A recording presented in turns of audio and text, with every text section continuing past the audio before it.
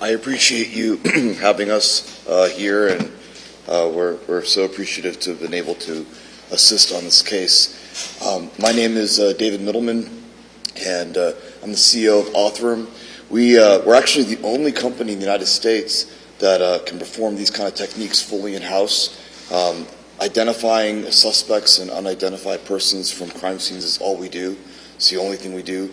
And again, it's entirely in-house, and we've obsessed over the last couple of years about iterating on every step of that process so that everything we do, from the first step to the last, from evidence in to answers out, is optimized and perfected just for this one purpose. And so we can generally access cases, as Detective Storment had mentioned, that a lot of other folks will not be able to access. It's all we do. It's our hyper-focus. And we've taken on a number of cases that have either had DNA that's not good enough, the DNA quality is too low, or there's not enough quantity.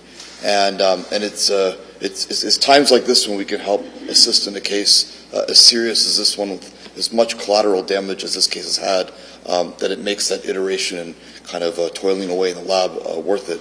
And I guess the other thing I'd like to mention is just that, this is a case that has spanned 6 decades, and so much incredible investigative work and forensic work over the years. And all that was needed to push this case over the barrier to the finish line was just a little bit of extra detail, a few extra clues that we were grateful to be able to deliver to the detective on Labor Day weekend. And so I just want to point out that if you can have this kind of an outcome for a case from 1959 with imperfect DNA, it should give hope to so many other cases. There's a huge backlog of cases involving homicide with an element of sexual violence, many of these towards women and children, and these cases are solvable. They just require a little bit more than what's currently been available over the last several years. We have technology now that could be applied. It should be applied. And I think, although this is an extraordinary event today, I would hope in a few years' time this becomes ordinary. And I think everyone should demand and expect that these cases can be solved. So very grateful, Detective, that you let us participate, Chief, and also the forensics crew. Just very, very appreciative to have been involved. And I think I'll probably answer questions at the end. Thank you.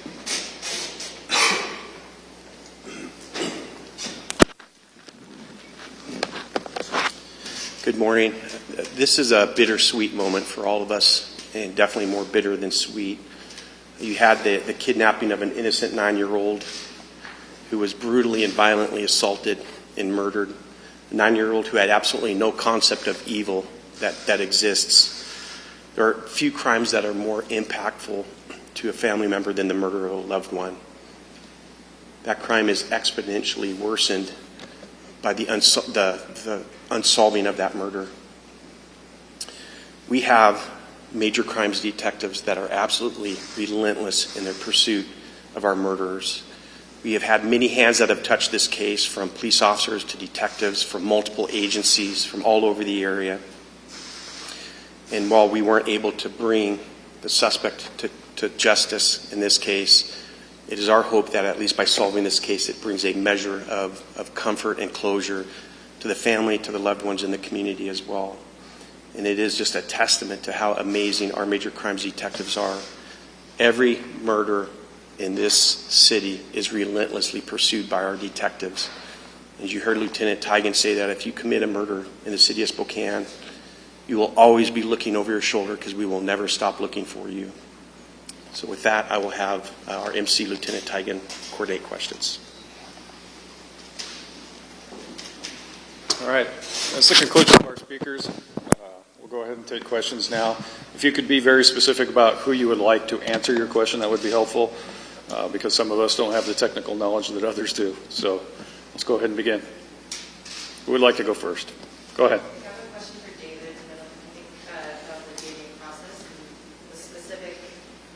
Process that you're able to use to test these really smaller degraded samples that other people don't have the ability to do. Did you hear the question? Okay. So I believe your question was about how we're able to access some of these more challenging. Yeah, so a lot, just to give you a perspective, when you do one of those consumer DNA tests or a medical test, you swab your cheek or spit in a tube, you're collecting the unit of measure people use is called a nanogram, and you're collecting about 1,000 nanograms of DNA in one of these medical tests. So a lot of the technology that's built for typical DNA testing kind of centers around the fact that you're going to have a lot of DNA, 1,000 nanograms, and it's fresh DNA. It just came out of a living person. There's no bacteria or other things that are there that may have accumulated over the decades. It's not a mixture of multiple folks. It's just single source, great to work with DNA. The kind of DNA that the forensics folks will never get to see, unfortunately. In a case like the cases that we work at Authorum, we're generally given anywhere from 1 nanogram to 1/10 of a nanogram. So there's a huge difference here between 1,000 nanograms that come out of a typical DNA process and something that we're getting. We're getting like 1/10 of a nanogram to 1 nanogram. And so we've just had to engineer other technologies to enable input of such small amounts of DNA. We have processes that we use that can help separate the human DNA from other DNA that could come from bacteria or other things that have accumulated over the years. We have ways that in vitro we can repair DNA. It sounds kind of futuristic, but we can try to piece pieces of the DNA back together. We've developed tools that can access small fragments of DNA. When DNA gets really old, it goes from these large, nice pieces to little tiny pieces. It's like dropping a piece of glass on the floor and it breaks into little shards. But we have very sensitive tools that can pick up even the smallest shards and get information.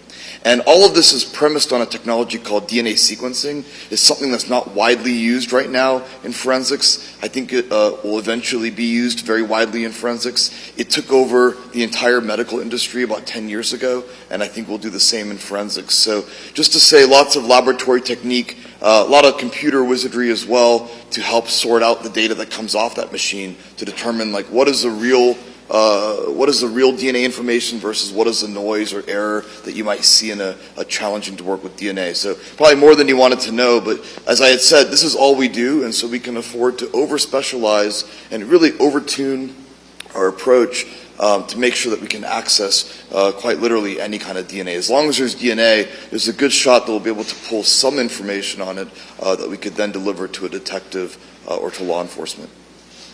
Sorry, one more question. Can you remind me what you said? You're the only lab in the country that does specialization on what? We're the only company in the United States that operates a lab that can perform this kind of work fully in-house. So you can drop evidence at our door. In this case, we actually received the DNA extract from the forensic team, but you can drop DNA evidence at our door. We can perform the DNA extraction, do all the laboratory testing, the investigative lead generation that Detective Storment talked to you about. We're the only company that offers this fully in-house, and so it's very private, very secure, and extremely accurate because we've been able to tune this process. There's no other company that can operate this from evidence to answers fully in-house.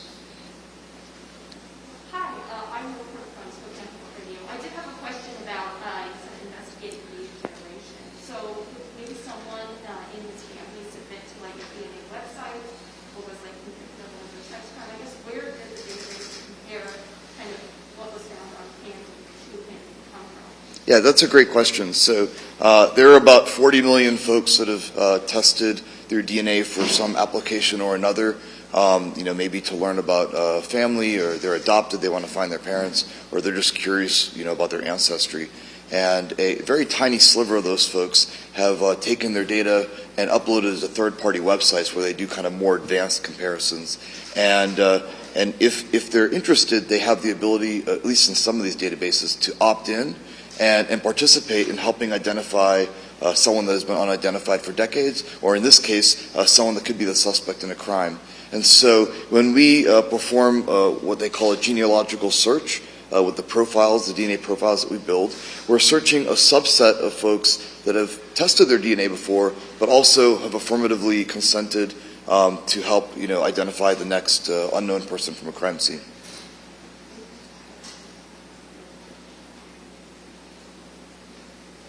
Any other questions for Mr. Middleman? All right, good. Go ahead. He had mentioned that there are 110 cold cases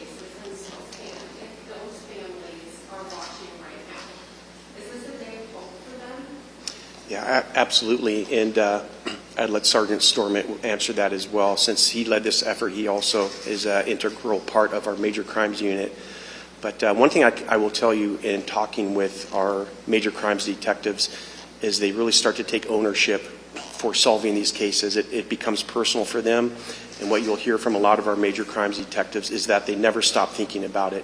And you'll hear from folks that have been on these cases that have retired that they carry that with them for the rest of their life. So our detectives know that when they're in a position where they may be able to solve these cases, and you never know what little tidbit of information, as Sergeant Storment indicated, is going to break open a case. It's something that is always with you and it's always on your mind.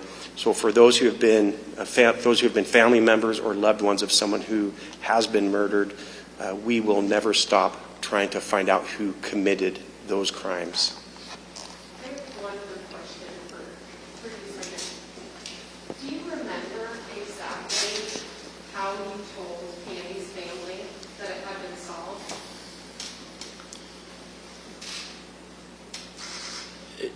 No, you can see I'm pretty emotional about this myself. It's that. I'm not bringing him any. The closure is not a thing. Peace in this is not a thing. What I did see, and it's a strange dynamic, there is some stress relief, I think. That's my opinion. But there's a strange dynamic going on with what that family is feeling some stress relief, but the Hoff family is almost absorbing it. They're being twisted. I took those people's lives and their childhood and dumped it on its head. What they believed about their father and their growing up has been forever changed. And to speak to your earlier question to a degree, I think I understand. Part of what you're asking is every time we announce we're solving a cold case, we think this is a great thing, and it is. But we have to remember, say we had 111 unsolved cold cases, one family is this is good, but there's a moment of hope for every other 110 families out there. They see that headline, they see that news flash. Is this it? And it's not. And it probably induces more pain. I alluded to an apology almost to all the cousins and people close to family at the start of this presentation. I got a phone call last night. We've been trying to get this ready, and I got home and found out that there were close cousins I missed. And I went out to their house last night to talk to them about this. And they're great people. And they shared a lot of stories about Candy that I hadn't known at that time. But they related them seeing this on TV. I don't know which channel it was, but it's almost a funny story where you have this couple both seeing it, interrupting each other, saying, "Be quiet, I'm trying to listen to this." That goes on in 110 households or more, obviously, extended families across Spokane and further every time one of these headlines breaks. I don't know if that answers your question or not. I think I can add a little additional information regarding the number of cold cases that we have. So we have over 110 homicide cold cases, unsolved homicides. We are actively working a couple of them right now, but we do not have a cold case unit. So it is a part-time endeavor. We try our best. I think these cases are just as important as recent homicide cases. That's my personal opinion. But we have the same outside forces that hinder our ability as law enforcement as any other unit does or any other department does. So oftentimes we lack personnel or we don't think we have enough personnel. Budgets can be tight. Politicians can get involved.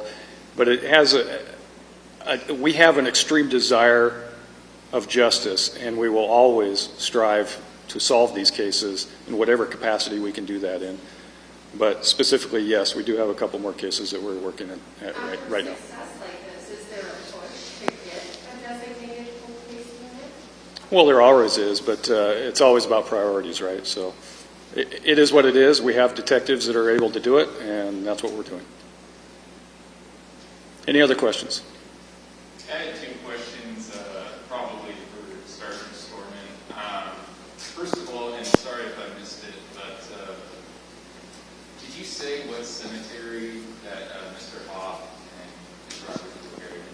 Riverside Cemetery, 508 North Government Way. He was in a regular ground plot. Candy is in the mausoleum there that I think most people would recognize as you drive on Government Way. It stands out quite a bit. Beautiful building. And then the other question I had, could you give a sense of, obviously this case was a 62-year case, and most recently, how much were you working on it on a day-to-day? Is this something that you devote hours to every day, or obviously you have other cases you're working on, so is it just, maybe 30 minutes each day or something like that? Right. My primary duty is to the sexual assault kids that are considered cold. SAT-3 is the title for that, so they're older than July of 2015. That's my primary duty and what I do most of the time. But when this broke, when this started to become what it is, there's no other course but to full-time job this. And I've been doing that since September 6th. There's still going to be things that come in on this. And, part of what I forgot to say, and I want people to know, is if you knew John Ray Hoff in a meaningful manner, I'd like to hear from you. If there's things that you can shed light on into his behavior, places he worked, or things that can help me get in his head, I'd like to hear from you. And other parts of that case as well. There's still so much information out there to be collected. The case is just a monster and it'll never be anything else. Did that answer your question? Yes, sir. Thank you. Any other questions? Yes. Was Mr. Hoff a person of interest in any other cases as well, of course? No. And his name had it come up at all in the investigation? Not at all. He's nowhere in print. He was never known until September 6th of this year.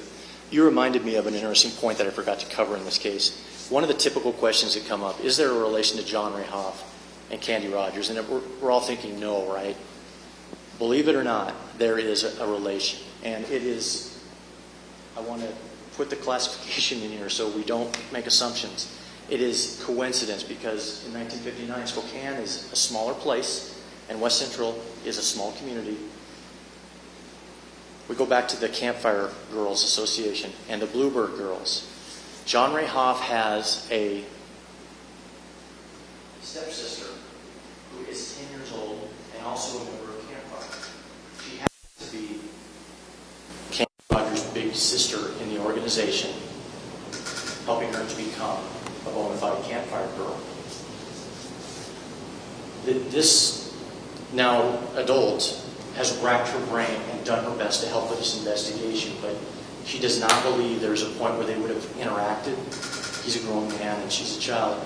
Candy would have visited her home, which is where John Ray Hoff grew up on West College, but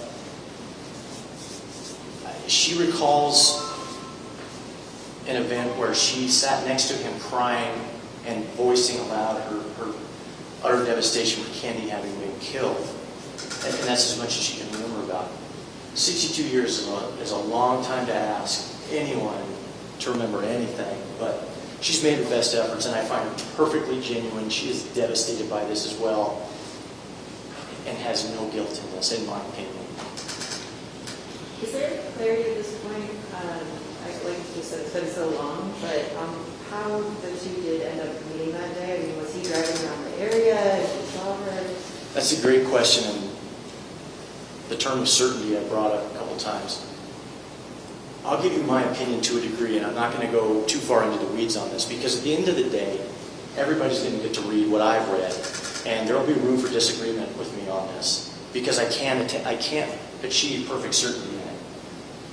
One of the other myths that I hate to use the word myth, one of the other tips that came in that took on greater status than it should have was the tip about two Army men driving slow in a green car. It's a valid observation people made to the police, and I'm not discounting that, but there are many, many dozens of cars that were reported and behaviors reported at that time. My opinion is, and if I can refer back to the map, I'm going to get a shepherd so it yank me off the stage here in a second. All right.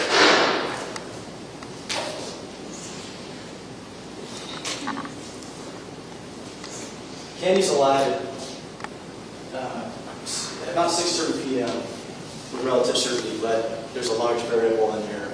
time. But she's seen here by people who knew her. At about that same time, an observation is made by a person who is proficient in cars that a 53 Ford is seen driving high-speed eastbound on Maxwell, northbound on Melton, actually hits the curb trying to make the corner.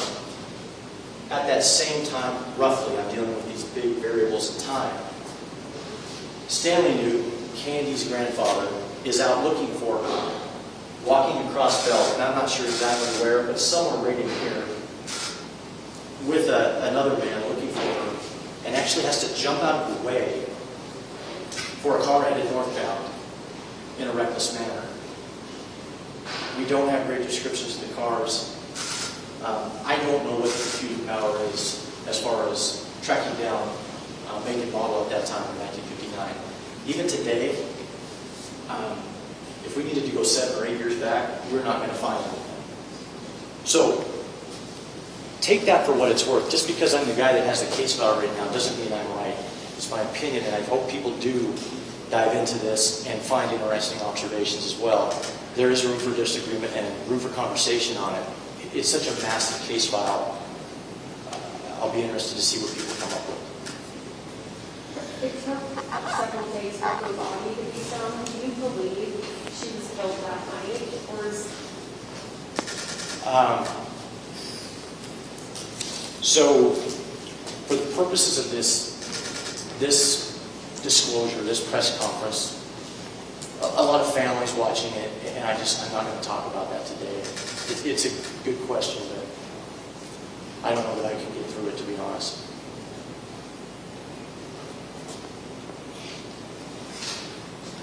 Any more questions? Okay, that looks like it. I would like to thank the Spokane community. I would like to simultaneously apologize that it took us this long to bring this case to completion. Obviously, you saw the challenges that were involved, but I would especially like to thank the Spokane community for their faith in us in order to get this done. So, thank you.